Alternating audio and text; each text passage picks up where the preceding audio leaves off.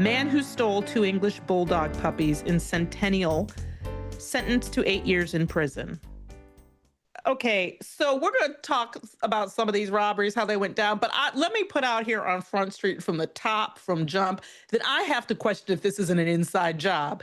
This seems ridiculous. Ooh. You haven't figured out to lock the door behind people to have like, okay, so this is what happened. A man stole 2 English Bulldog puppies from a pet store. As we said in the headline, he was sentenced to 8 years behind bars. Jonathan Muniz, 33, was convicted for his role in the theft of 2 puppies. Apparently, they allege that he faked a seizure to distract store employees somebody faked, this man Davis, faked a seizure to distract store employees while Muniz grabbed the 2 puppies. As Muniz tried to leave the store, he pushed past one employee who had been trying to stop him and kicked another employee in the face after they tackled him. That's overstealing with puppies. Puppies. Now these puppies were worth over $4,000 each. Right. So that's an $8,000. It's a felony. Snatch and grab. Okay. Mm-hmm. And I think about it the same way as a jewelry store. Yes. But here's my thing. They lock up toothpaste at many stores. Yes. And pads. Yes. And diapers and all sorts of deodorant. Deodorant. Okay. You seriously, guys? Yeah. Yeah. Now, I object to puppy stores also. I think they're puppy mills. And if it were up to me, as Frances knows, I would like to be the pet czar of the country. Yes, you would. If it were up to me, you'd have to meet rigorous standards to have any kind of pet, and there would be no amateur breeding. And I wouldn't allow any breeding until every dog and cat had a home to begin with. Yeah. Okay? Like, no. So I'm definitely not into puppy meals. All of my pets are rescues, as are yours. But they had a whole, you fake a seizure and then I'm going to come in, I'm going to snatch these puppies. They had a whole, and then and guess what they had, guys? You're going to be ready for this, Idiot of the Week watchers. They had a getaway car. Yeah. With a getaway driver, with a dedicated getaway driver. How exciting. And they, in fact, did get away, I believe. Mm-hmm. One of the puppies was returned after a woman who had purchased it saw news of the crime. So she had bought the dog, saw that this crime had happened, and she basically brought it back. And I also don't understand why they don't ship those animals. They did. They get there? They did. Okay. But the chip it's not like a location chip. It's not a low jack? No, you have to, it's an identification chip. It's just under the skin. So it has to be, they're supposed to, when they, like if their dog goes missing and it gets picked up, they're supposed to scan it to see if there's any identification chips. So, but it doesn't low jack them or something. So, but apparently they've had how many more? This article has another group of puppies that were stolen. This seemed even weird too. This time, this was a little while back in December of 2022, maybe this one. But they have. It looks like every year. Yeah. Okay. These high-end puppies. And it's similar. This time it was 2 women with baby carriages, and one of them distracted them while one put a puppy in a baby carriage and ran out. And then the other woman just grabbed one and ran out. Yeah, because, wow, this is crazy. It's a Colorado. Yeah. I grew up around people who bred, like the Robinsons, who I told you, they had like 18 micro economies in that house. Yes. I remember the years they were breeding poodles and toy poodles before people had them, right? Mm-hmm. The first time I'd ever seen a toy poodle, Mrs. Robinson, she would, oh my God. And that was the other thing they did. They groomed poodles too. Okay, but that makes sense. So what they did, wrong. They would polish their nails. They would color them with dye, and then put ribbons in their hair. Right? Oh, Robinsons. And you know, and I'm not talking about the chickens and the roosters in the backyard. No, that's okay? that's another business. That's It's a whole another different business. That's a whole nother business. Right.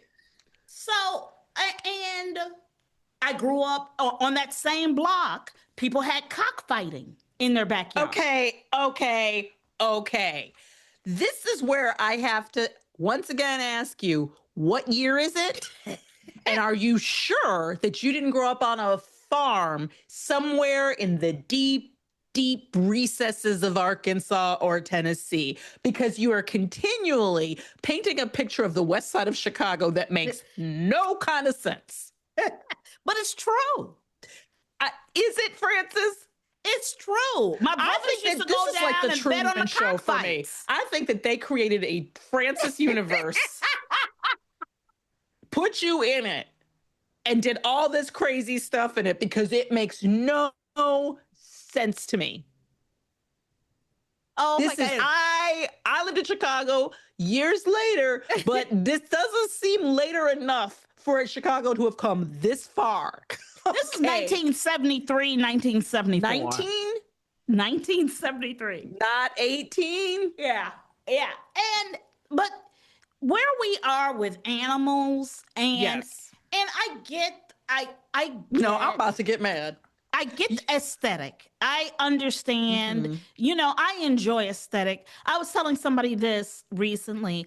Like, I love culture. You do too. You know, we love pop culture. We love aesthetic. I love all kinds of things. But I think of an animal like getting a child almost. Yes. It's a living thing that is completely dependent on you. Right. And so I would never look at my child and go, it needs to be this shade. It needs to have hair. But there are people who do. I know. Thus, many of our issues. It needs to have this hair texture. It needs to da-da-da-da-da. And I am going to be fulfilled through this aesthetic. This is my thing with these. When you are buying a dog, okay, first of all, I will say that the rescue that I got Twombly from is they said that they got Twombly because he was, and I don't believe this, and I don't think that they're lying, but I think that however they got it from Bakersfield, however that gets done, I question, because all they have are these cute tiny dogs. I mean, super cute tiny dogs, right? And they all are allegedly strays from Bakersfield, who in no way behave like dogs that have been astray for an hour. Right. Okay. Like there's nothing about, and I'm like, something ain't adding up. Something ain't right about this. Bakersfield seems to be overrun with extremely adorable, unhoused puppies. Okay. But people who are going to spend thousands of dollars on a dog, do they really just buy it in the neighborhood? Like, do they, where this woman who bought the dog and realized it was stolen, how did she buy it? Like, how did she find out about it? Thank you, Angela. You know, for me, the big issue is, why, if I'm gonna spend $4,000 is a lot of money. Yes, it is. If I'm gonna spend $4,000, why would I be walking into PetSmart?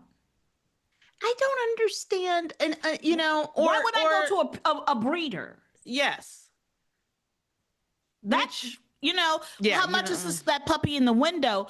That's a $200, $300, at most $500 deal. We haven't had pet stores here in years and years and years and years. So I don't even know. Yes, we did. Because when I lived here in the 90s, we did.